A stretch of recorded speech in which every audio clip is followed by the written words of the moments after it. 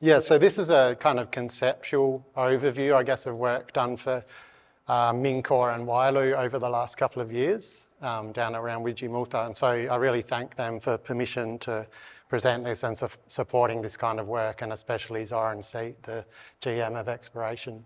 So this is me at the Big Day Out in 2004. So a lot's changed since then. But I remember that day watching Wolfmother before they were cool, and I hope you can say the same about some of the speakers today. So an introduction, so this is just the general geology of the area, and we're going to be talking about Widgiemooltha down here, and some of the deposits I'll talk about are on there. And the Kambalda Dome, really world-class komatiite nickel district is shown. So yes, for those who haven't worked in this world or in ex-WMC areas, this is the land of the yellow basalt and brown komatiite. So a lot of the pictures in this follow that colour scheme. And this is a very generalised sketch of key elements of this model. So there's a basalt komatiite contact there. Within the komateites, there are channels of hotter, high MgO lava. And then at the base of those is this magmatic kind of nickel-sulphide mineralisation. So because of this setting, a lot of thought goes into the volcanic processes. But what we're going to look at is the structural modification of this system at different scales. So from squishing around the ore to modifying the channel and to modifying the contact as a whole. And then we're going to try go back in time and unravel some of the syn volcanic structure. And a point I'll make about that is that the potential magnitude of discoveries coming from that understanding get bigger as you know, for example, go from just modification of the ore through to finding whole new prospective contacts. So the channel and the ore. So the next slide, I thought I'd go through this. It gets increasingly weird, so I thought I'd compare it to the Beatles' career, seeing as I was thinking about music. So this stuff is the very vanilla kind of early stuff about what happens to the ore and the channel. I'm going to use the example of Cassini, which was a great discovery by Mincor about 10 years ago. So this is magnetics of the Widgie Dome, and we're going to zoom into Cassini, which is in a really interesting structural position down in the tip of the dome there. So this is the footwall basalt volume, and we're right in the tip of the fold here, and that's the resource outline of Cassini. As this spins around, you'll see the basalt contact's really folded. And just note that the nickel kind of gradually creeps over that fold as you go down plunge. So what we think is happening here is a lot of these nickel deposits are on a planar contact, but here we get an opportunity to see what we think is the high MgO channel actually folded over later folds. And so I think it's something like that brown shape. So this is slicing into cross-section view, and the iso shells here are MgO content in the komatiite that overlies the ore. So the western side, there's a fault, by the way. But as this slides south, what you see is the MgO starts to wrap around that fold and come down the other side as you go down plunge on the fold. So really fascinating example that you don't get to see much of a channel that's actually wrapped over a fold, and they're at a slightly different angle to each other. So as this comes out, so yeah, on that side we think the channels drop down onto this Cassini North contact, I think, but this is nickel, this is higher grade nickel made as big blobs. And what we see within that overall channel trend is that internal to the mine, the high grade and thickness of nickel actually plunges more parallel to the fold axes in these multiple chutes. So the next slide is some backs mapping through this part of Cassini at the north end there, just to show some stuff. So because this ore's been there since the very beginning, it's seen all the damage, right? So here it's intruded by a porphyry dike. There's lots of minor fault offsets on some of these D4 type northeast striking faults. You get offshoots into sulphide-rich extension veins kind of shooting into the basalt and out into the komatiite. But the reason we think the nickel in detail plunges parallel to the fold axes in these spaced chutes is that what you're looking at here is probably structural thickening of the sulphide ore in the short limb of some of these parasitic folds, and that's probably what drives that geometry I just showed in 3D. So this is just an example of the massive sulphide and sulphide-rich extension veins shooting into the footwall basalt. And that's an example with the sediment at the bottom and the massive and the sulphide shooting into the komatiite. But this stuff's all pretty typical nickel sulphide stuff. So now we're going to look at the contact, modification of the contact as a whole. And this is where we need to put our funny jackets on and get into the yellow submarine. So what's going to play here is a conceptual animation of early thin skin deformation in the Yilgarn typical stuff and the implications of that to observed geology. So I'll let you just watch most of it. So yeah, the red thing's what we're after. So we're going to focus on what happens to that. So this early stuff here is what Sarah Jones was talking about basically, and I think at 2023 Big Day Out, that not well understood. So there's often some kind of extension, there's some kind of thin skin shortening stuff that all ends up with kind of low angle fault repetition of stratigraphy and recumbent isoclinal folds. And you end up with a much more complex situation. And yeah, the tricky part is that this is all then refolded in the fold event that most people can recognise, which was too hard to do, so it ends up looking like this. And so what I've got on here is that in a lot of areas the nickel model still holds, so these drill holes still look right with the stratigraphy.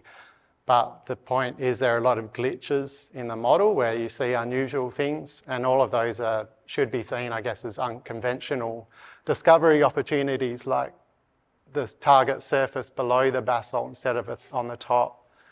Here we've got a negative where you're drilling a komatiite basalt contact, but the target surface is not preserved. Yeah, you get normal looking things, and then in a drill hole or in a mapping traverse or whatever, a lot of things are like intercalated. Suddenly we've got multiple komateites and basalts. And we can have situations where stratigraphy is removed entirely. So there's no basalt komatiite at all. So just moving back to this regional geology map, I'll just like put a bit of that cartoon on its side just to show, to my eye anyway, thematically, when you look at this map of the real geology, you do see these type of structures, and they can't be explained by a single simple kind of fold mechanism. And I'm obviously not the first person to recognise this stuff, so this is all from this great work by Swager et al. In '95, but a long section through the Kambalda Dome.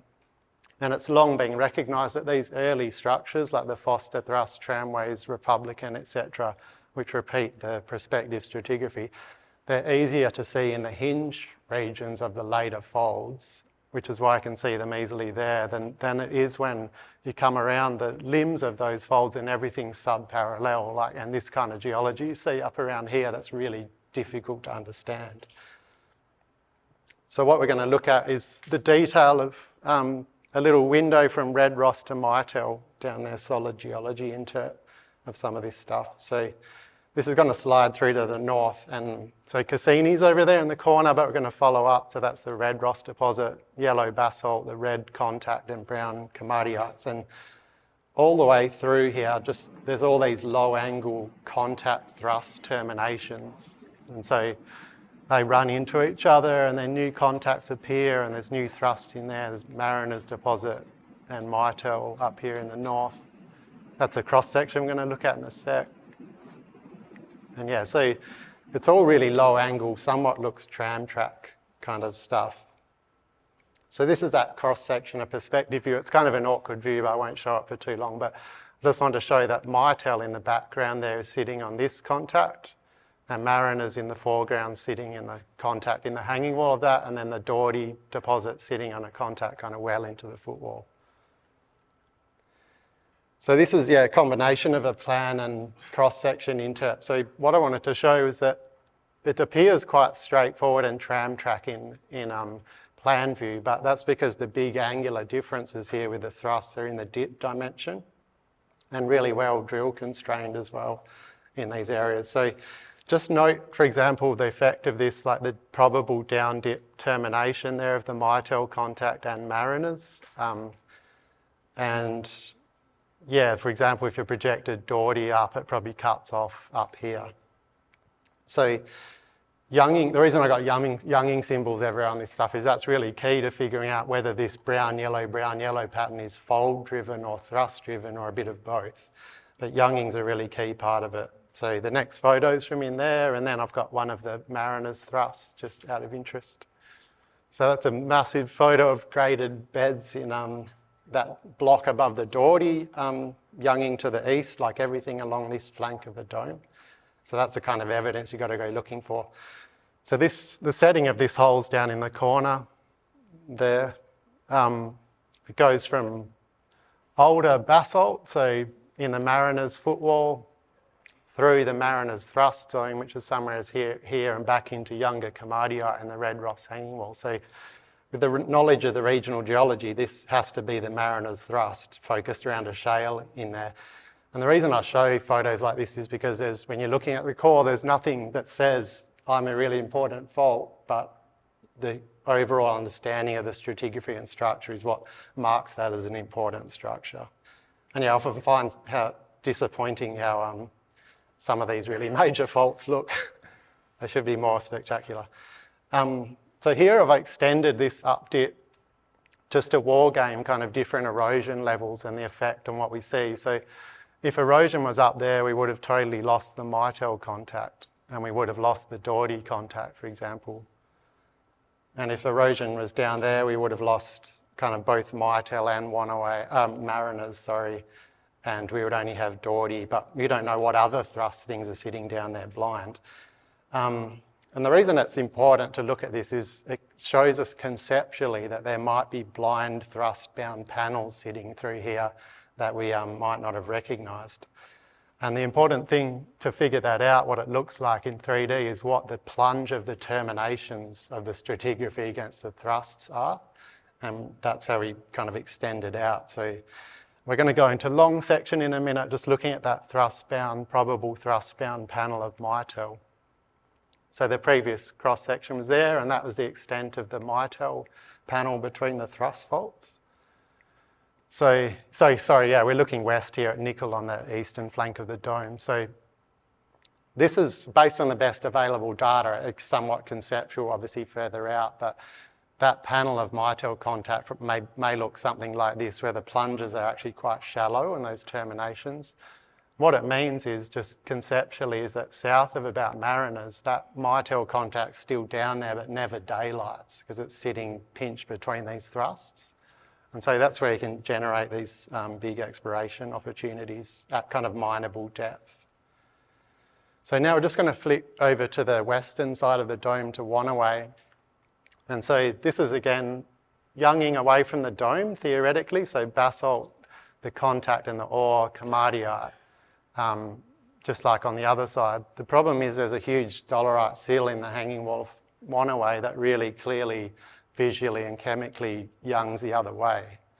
And so what that means is there kind of has to be some kind of major disruption between the sill and the nickel contact if this younging is correct. So what I did just to explain that is I flipped this image from before just to show that Outhwaite, for example, sitting on this contact, but we're looking at a situation where we've got rocks in the immediate hanging wall that are younging back towards us, and there's no obvious fold there. So these are the places where you can maybe infer there must be some major detachment of some kind early in the structural history. And the exploration implication here is that all this komatiite in the hanging wall may well have a nickel contact out here that's younging back towards Outhwaite. So you start looking at prospectivity, not just along strike, but a cross strike, somewhere you never thought of before. So yeah, now we're going to Sin volcanic structure, and this is where we kind of go to something that's more like a paranoid acid trip. So just try to bear with me through this stuff. So this is a perspective view of the Widgie dome, kind of outlined in pink, and it's basically a double plunging dome, so the south end plunges south, north end plunges north. I've tried to depict how it's eroded off in the middle there, but around in the greenstones on the flank of this dome, there's a really prominent lineation. That's the dominant kind of fold axes, intersection lineations, stretching lineations. that basically mimics the rollover of the dome. The important thing about it is that we can kind of try and use it as a reference fabric with which to look at the nickel channels, nickel channel geometries. So that's an example south of Myrtle of this lineation in black flag roots plunging gently to the south. So this is a view, same view as before, but we're looking at the western flank of the dome here. On the top I've got nickel grade, the bottom I've got all the lineations, but just to simplify, because there's a lot of noise in there, I've got the general arc of this main lineation there.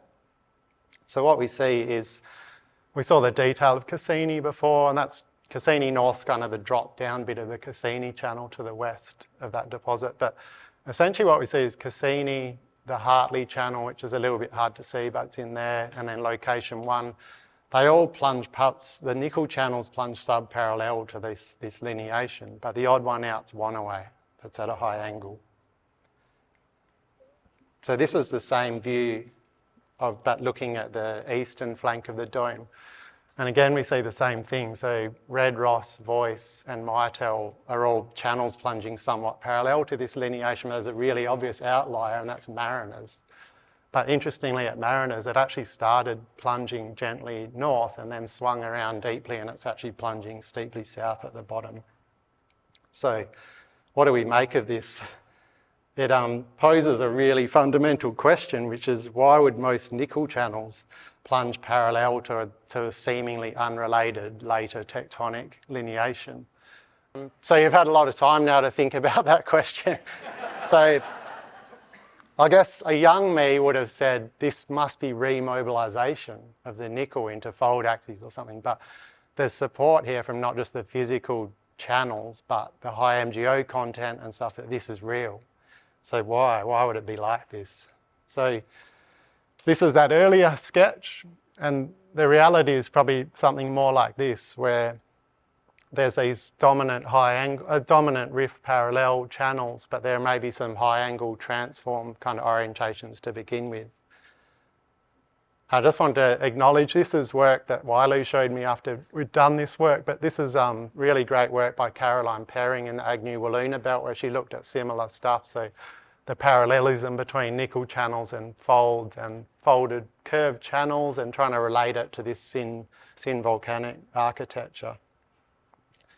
So I guess if we took that situation theoretically, say the original rifting here was something like east-west oriented, and we have these occasional kind of transform channels, then to me the obvious answer, or the most logical one, you know, failing something better, is that it was then inverted about roughly the same axis.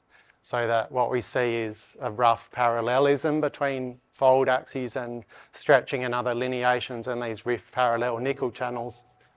But then we, oh, what happened there?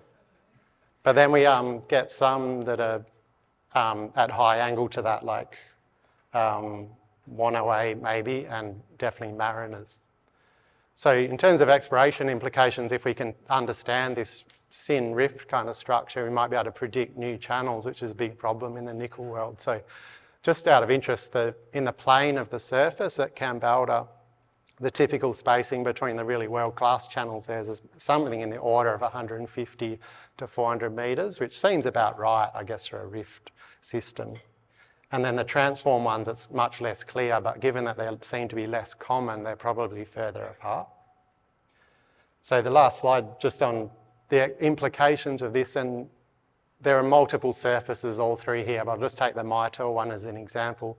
Say we have that thrust-bound panel I was talking about. If we can start to predict the spacing of channels within that, of the rift parallel channels and transform Mariners type of channels within that surface, we might be able to start predicting new channel positions.